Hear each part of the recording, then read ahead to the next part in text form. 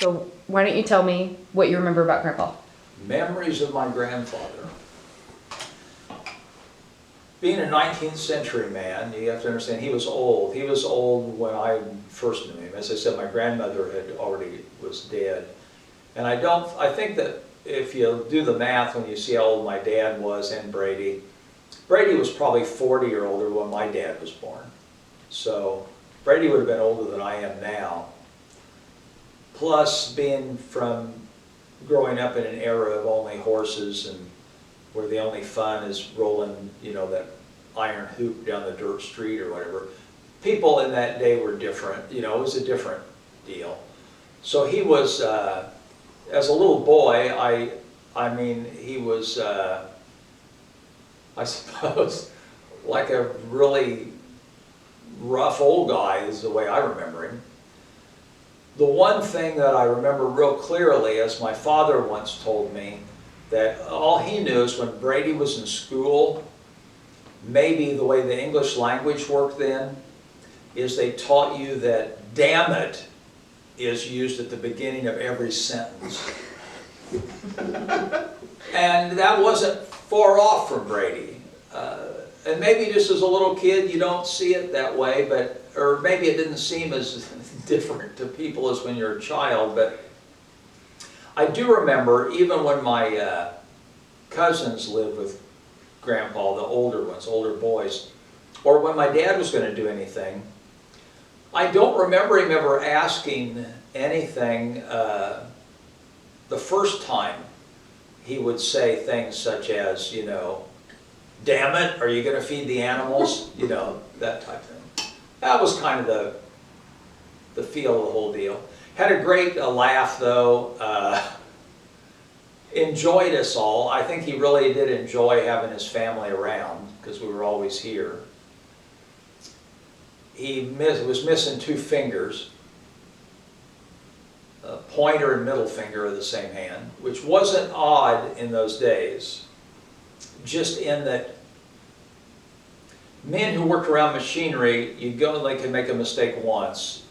And the number of people missing something, I didn't ask them all how they were missing it, if it was from the war or around machinery, but would have been a great number.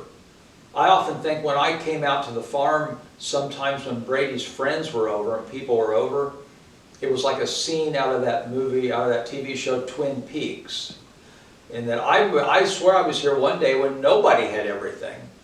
Everybody was missing something. Paul Byer, who lived across the road, he was missing his pointer. I remember that. Henry Thellman was missing a couple of fingers. Little kids remember things, and it always seemed kind of different. Now, my dad was careful. He wasn't missing any. Hey, I'll segue into one thing interesting in Shelby County history, though, that I do think is fascinating on the whole idea of everybody missing something. There was a farmer over by Flat Rock named George Tinkey who lost his hand in a corn picker accident. And the reason that's important is if you talk to anyone who went to Southwestern High School after they consolidated and made Southwestern, there was a teacher there named Howard Lay. One of Howard's great teaching aids is he had Mr. Hinkey's hand in a big jar of formaldehyde, and he would pass it around the class as a safety idea, I suppose mostly for the boys to be careful around machinery. And of course it drove it home even more because they'd see the man out with his hook, that he was missing his hand. But yeah, Grandpa was missing 2 fingers, chewed tobacco. I still remember, somehow I remember this as a kid, I don't know why, I can remember what kind of tobacco everybody chewed, I think. Paul Byer across the road, it seemed like he always chewed beech nut. My grandpa always chewed Red Man. Kind of a different thing, but yeah, I remember a lot of old guys chewing tobacco, spitting a lot, and some swearing in there. So. Yeah, now there's one story to jump in, is Phillips told me this morning once, he said, now Brady chewed tobacco and a lot of these guys chewed, so the neighbor, he was like 93 when he died. A lot of these people are pretty old when they die. There's not any young ones, but he said that up on that farm, it was clean as a pin. There ain't even a weed's not allowed to grow on that farm. But this was the weediest farm around. And Brady would just throw his empty pouch on the ground. So he said when Paul was here, he would throw his on the ground. But when Paul was home, he didn't throw his on the ground. I thought that was interesting. But yeah, the tool that he lost his fingers on, I know what tool that is, and we still have it. It was in that sawmill, and Phillips told me more than once that was Was it a band it was song? a joiner. A joiner? Like where you, Yeah. the joiner, that's what Philip told me. Sawed them both off at the same time, right? Well, joiner, if any of them get you. Yeah, but I mean, he didn't lose one finger I and don't in a think- different no. accident use another finger. It was running fast enough, he lost both fingers at the same moment in I time. believe so, but I know that's what he told me. It was efficient. The efficient's one word, but another story.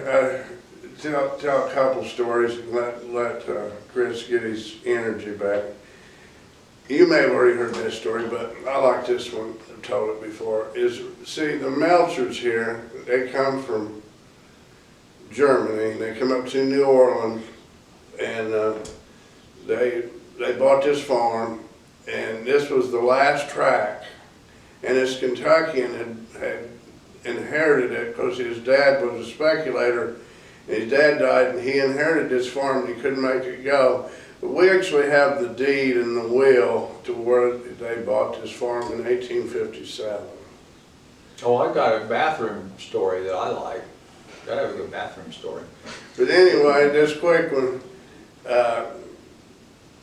Brady is here. I don't know if it's early 1900s or what, but see, this it had expanded out to Meltzers. They had like 13 kids, and everybody expanded. So the town, 1 mile away was the town, and it was called Meltzerville. And I still remember when I come that the sign was still there, and people would steal that sign or they quit putting it up. And I'm sure it was a Meltzer that stole it, because that's the way. And it wasn't a very big thing down there, but back in the day it was a little bit of something. So there was a stagecoach, that mail coach. And they started up here in Gowdy, where Gowdy is in Rush County. It comes straight down that road, and it goes right straight into Shelbyville post office. And they got Gowdy, they got Blue Ridge, they got Meltzerville. They took it on to Shelbyville. So that Brady, I don't know, early 1900s when it was, he had a guy to do business with, and the guy knew they was going to do business. So he went down there in the morning and he wrote a letter real quick, and he put it in the mail, and the mail took off. Well, the mail run back every night. It started out in Gowdy every morning, it run and run back. So that evening, the guy there in Indianapolis, he got on the train in Indianapolis, the guy got it right off in it, they sent it right back. They sent it when the guy ran his route back.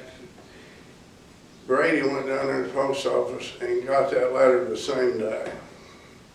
And that's supposed to be a true story. But one little story I liked, that doesn't amount to much, but it's a really good story, and I'm sure people have never heard of this one. There's a lot of them around here they've never heard of.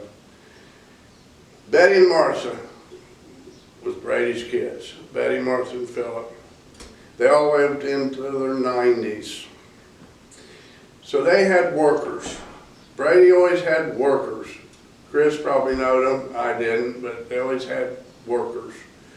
So one worker, he didn't like bees or something, so these kids had this water jug, and then put a little water in the jug, and the bees will come, somehow they go in there and then they drop, and then they kind of knocks them out, they drown, and there's them bumblebees.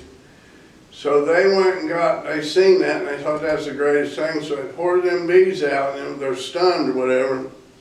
These girls got real long hair, so they pull out a hair, and they tie it on a bee leg. So they tied the bee legs on, and then they tie it to a steering wheel of the worker. And they're just like, and then as that warm day and the time goes by, the bees reviving and they're just spinning all around. So when the guy gets in his car, he's all mad. And they would, anytime they could do something, they would. I'll tell you a bathroom story. Okay, I'm gonna start a new recording Oh, okay. for that.